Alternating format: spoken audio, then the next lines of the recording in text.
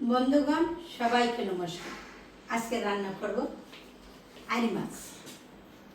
আইড় মাছটা যথেষ্ট বড় না, তবে মোটামুটি। আইড় মাছ সঙ্গে থাকবে আলু। আলু হয়েছে আমাদের এই আলু তরকারিটা হয়েছে বন্ধুর মতো, যে কোনো জিনিসে খাও, যে কোনো সে দাও খাওয়া যায় এবং ভালোও লাগে। তাই আজকে আলু দিয়ে রান্না করব আইড় মাছ। আমি রান্না শুরু করি, আপনারা দেখেন। প্রথম আমি চুলাটা অন করি। গরম হইতে হইতে আমি মাছগুলি মেখে নেব। মাছ মাখার জন্য দেব লবণ,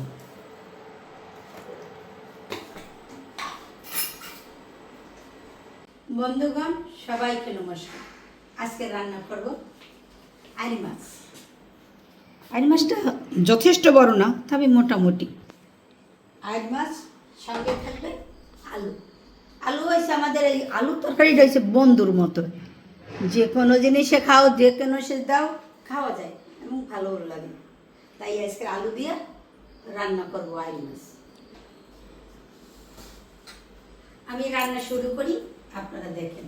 প্রথম আমি চুলাটা অন করে দিই। আবার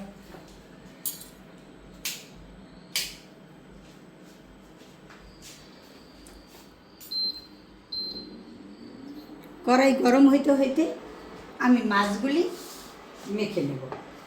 মাছ মাখার জন্য দেব লবণ,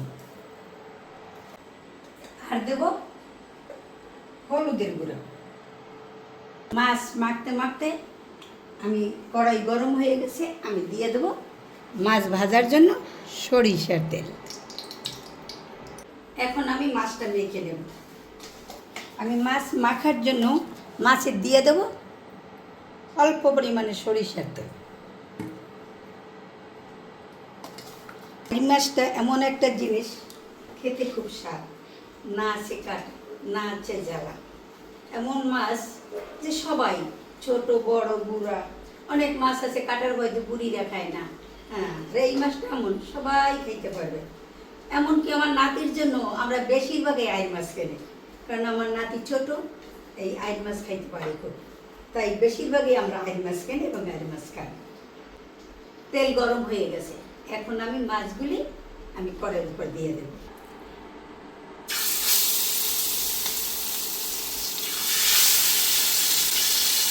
আইড় মাছ আবার বেশি ভাজতে হয় না, অল্প অল্প ভাজতে হয়, তাহলে মাছের স্বাদ লাগে। নরম মাছ বেশি ভাজলে আবার শক্ত শক্ত হয়ে যায়।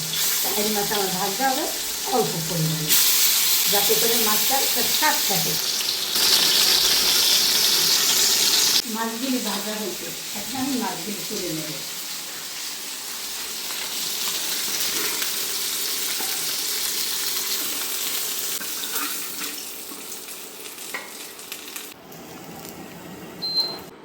আলুগুলি ঢেলে দেব। আমি আলুগুলি ভাজার জন্য দিয়ে দেবো অল্প একটু লবণ, সঙ্গে দেব একটু হলুদের গুঁড়া। হলুদের গুঁড়া দিয়ে ভাজলে আলুর রঙটা খুব সুন্দর হয়, আর লবণ দিয়ে ভাজলে আলুটা একটু সফট থাকে, কারণ লবণ দিলে পরে যে কোনো জিনিসেই একটু নরম হয়। তাই আমি আলুটা সুন্দর করে ভাজতে নেব।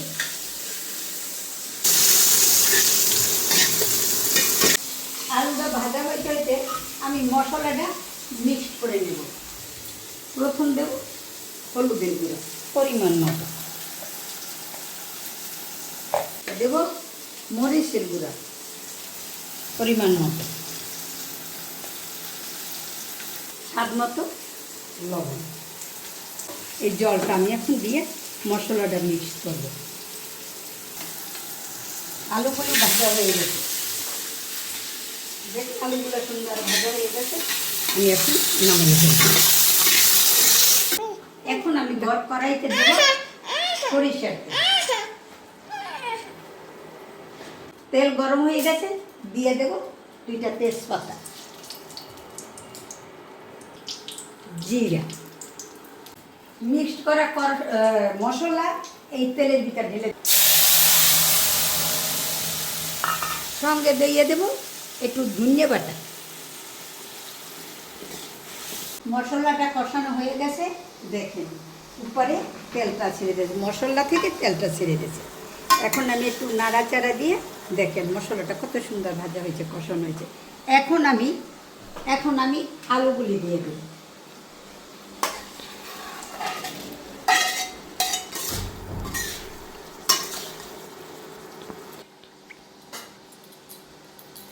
এখন আমি এখানে আমার কেটকিতে গরম জল করা, আমি এখন কিছু জল ঢেলে দেবো পরিমাণ মতো, যতটা আমার মাছে লাগবে।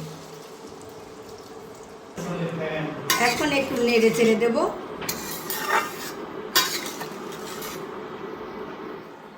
তরকারিটা ফুটে উঠছে, এখন আমি মাছগুলি দিয়ে দেব।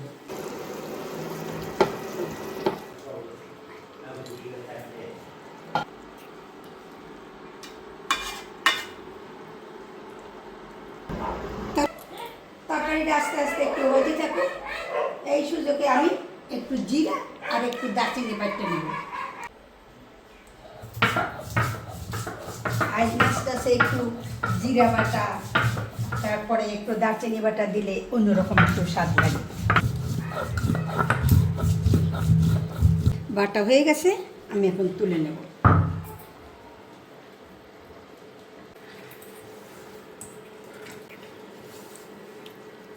এখন আমি দারচিনি এবং জিরা বাটা একটু এই মাত্রায় ভাজি, তো গরম গরম গরম রসুনটা দিয়ে দিলে আর একটু গরম স্বাদ লাগবে, তাই আমি দিয়ে দিলাম।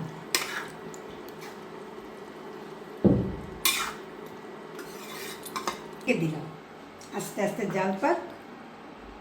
সরাটা তুলে দেখি কত দূর কি হয়েছে।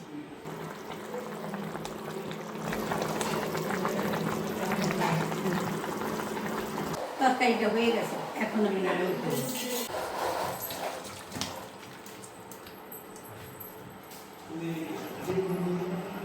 দেখেন বন্ধুগণ, রান্না করলাম আইড় মাছ। রান্না কেমন হয়েছে? যদি আমার এই আইড় মাছ এবং আলু রান্না ভালো লেগে থাকে, তবে আপনারা লাইক করবেন, শেয়ার করবেন, কমেন্ট করবেন এবং সাবস্ক্রাইব করবেন। বন্ধু হিসেবে আমি চাবো সবসময় আপনারা আমার পাশে থাকেন।